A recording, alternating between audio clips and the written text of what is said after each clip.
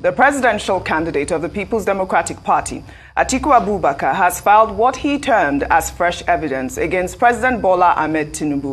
Yes, it's Peace TV on today's episode, and particularly we're talking about President Atiku recently filed a new judgment, an accusation with full evidence, accusing President Tinubu of result forgery and lots more at the Supreme Court. I would like you to watch the video on the next and also see more about it and tell me what you think about this current step that was taken by President Atiku. Do you really think his hands are actually clean, or he's just doing all this because he wants to become the president of Nigeria? But all this and that's all.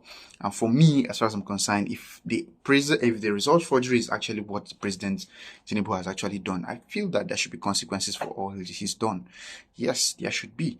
But all this, I would like you to watch the video in the next time. Tell me what you think about it. Please don't forget to tap on that subscription button. Don't forget to like. Don't forget to share our videos. Don't forget to comment. Thanks for watching. It's Peace TV. At the Supreme Court, the former vice president, who has also urged Supreme Court to accept the new evidence, specifically sought to leave of the apex court to tender Tinubu's academic records, which he said were handed over to him by the Chicago State University on October 2nd, 2023.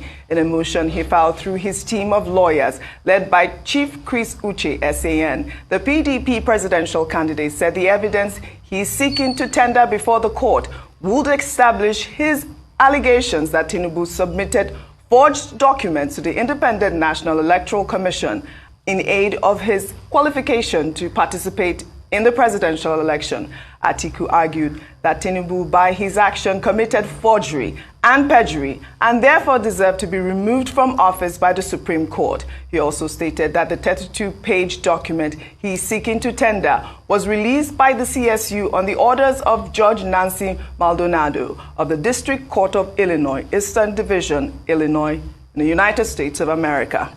All right. Steve, the saga continues. If you recall, I mean, the whole idea was, discovery for use. And we don't know if the Supreme Court will admit this fresh evidence at this point. Yeah. Some lawyers have argued that it is in the best interest of the Supreme Court to accept this because it's a matter of national importance, national interest. Others have said it's not technical for them to admit these documents in court. Yeah. What are your thoughts? I mean, it's up to the Supreme Court, frankly speaking, and we will get to know in a matter of days or weeks, when the justices will decide, whether it's acceptable to them or not. I think that the lawyers to former Vice President Atiku Abubakar has done the right thing to their cause, which is to present that which they believe they got from Chicago State University, and which they think that it might swing the judgment in their favor.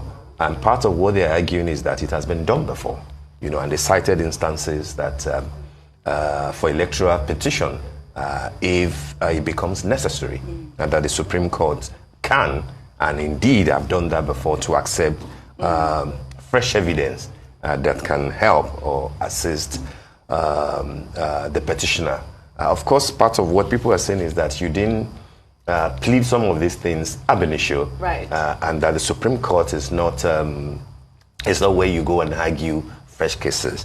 But then, even if Supreme Court accepts, it's also all about what's the precedent. People have cited the case of two governors in Osun, yes, and in Enugu, where some decisions have been taken and it didn't quite go in the manner that a lot of people thought that it would go. So it is not just about will the Supreme Court accept, even if they do, what is the strength of the evidence that Atiku Abubakar and his lawyers are bringing to the court. But of course, we know that this will not go away anytime soon. Mm-hmm. It is not likely that it will even disappear after the Supreme Court ruling. There are other things attached to the evidence in court that Atiku Abubakar is bringing, and I foresee that this might stretch ultimately, depending on what the Supreme Court says, ultimately towards 2026, if not to 2027, when the next round of the elections and voting, will happen. Absolutely. But let's see. It's interesting times, isn't it? Let's see. Sadly, our country is not getting the best in terms of reputation, out of all this. And I hope that there won't be damages to people, to Nigerians, especially those who are seeking legitimate opportunities abroad, in terms of having to go through their documents and credentials and the things that they have pleaded. Yes, you cited some examples, and I appreciate that you were able to do. But just for some